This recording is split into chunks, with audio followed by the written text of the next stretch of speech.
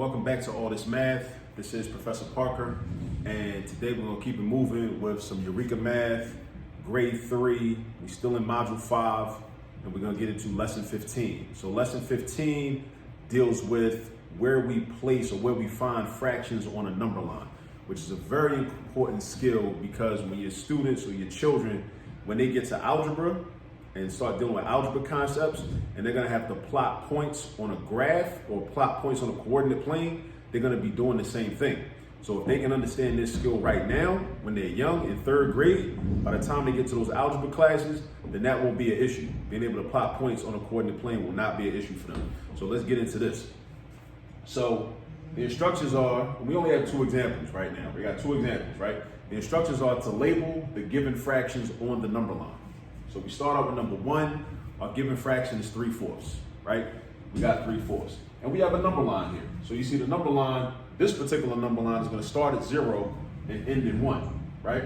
Now these boxes drawn above are where we're going to place the actual fraction, okay?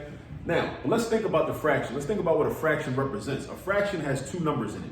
Unless we're dealing with a complex fraction, which we're not dealing with right now. That's later on, right? But this is a typical fraction. It's a proper fraction. The numerator is less than the denominator. We're going to talk about improper fractions at a later time as well, right? But you got to think about this. Think about what do these numbers represent. The top number is called the numerator, of course. The top number is the numerator. What does that represent? The bottom number is called the denominator. What does that represent? So the top number, that tells you basically how far and how many spaces I'm going to count on the number line. The bottom number, the denominator, tells me how many spaces I'm going to break this unit of 1 up into. How many units am I going to break it up into? Or how many pieces or how many sections? So because it's a 4, I'm going to break this up into 4 equal pieces. 4 equal pieces. The denominator always tells us how many equal pieces I'm going to break this space up into. Right? Just like if we were dealing with a fraction strip. A fraction strip, if my denominator is 4, I'm breaking up that fraction strip into 4 equal pieces. All right? Or a circle. I would cut that circle up into 4 equal pieces. The denominator always tells me how many equal pieces the whole object is going to be cut up into or subdivided into, or in fact, denominated into. That's why it's called a denominator. All right? So what I'm going to do is I'm going to cut this up into 4 equal pieces. I like to cut it in half first.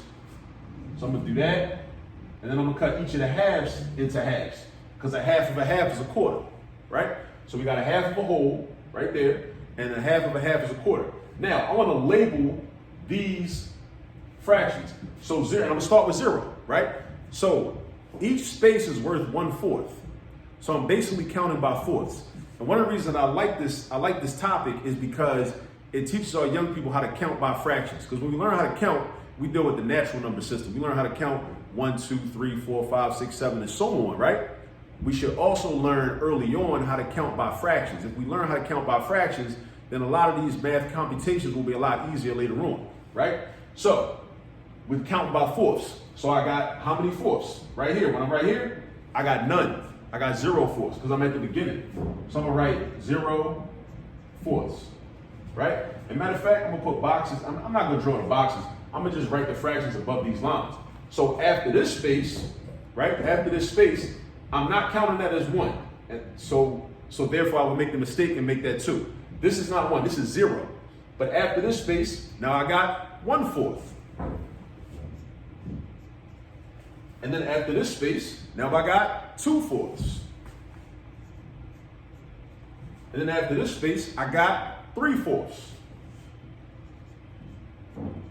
And then after this space, how many fourths do I have? I got 4 of them. I got 4/4. Now, we wanted to plot where 3/4 is on the number line. So based on our counting and our labeling, we realized that 3/4 is right here. Right there. That's where it is. All right?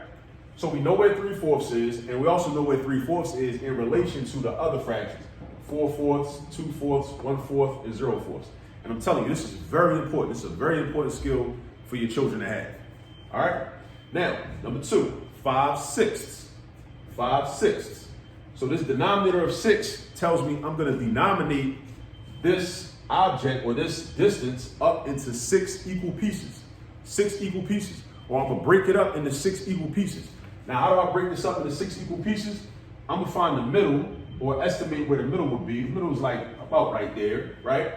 And then each of those pieces gets cut up into 3 equal pieces. So I'm gonna use 2 lines to make 3 pieces. 2 lines to make 3 pieces. And I'm gonna try to make them as equal as possible. Boom, so I got 1, 2, 3.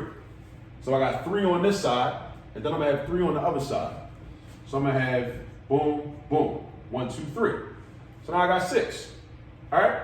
So now I'm gonna count by 6. I'm gonna count by 6.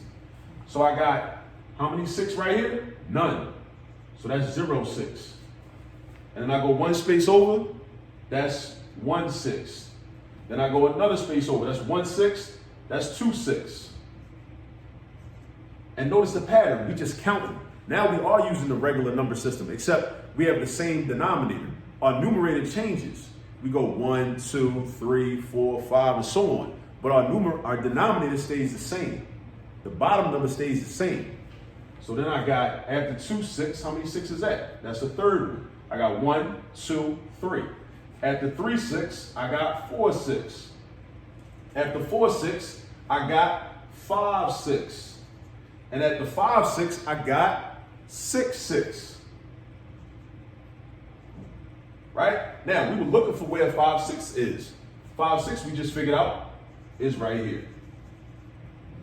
So basically, as a recap, all you do with this exercise is basically just take the fraction, right?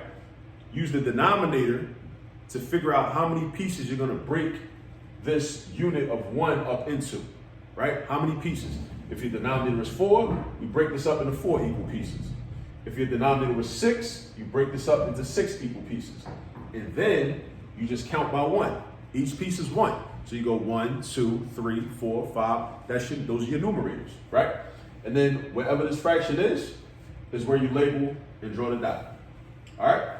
So I hope that was helpful. Once again, this is Eureka Math, Grade 3, Module 5, Lesson 15. In the workbook, there are more examples in the problem set. There are homework problems, exit tickets as well. So I hope this is helpful for you as a student if you're watching this, and also if you're a parent watching this and you want to help your child with their homework. I hope this is helpful.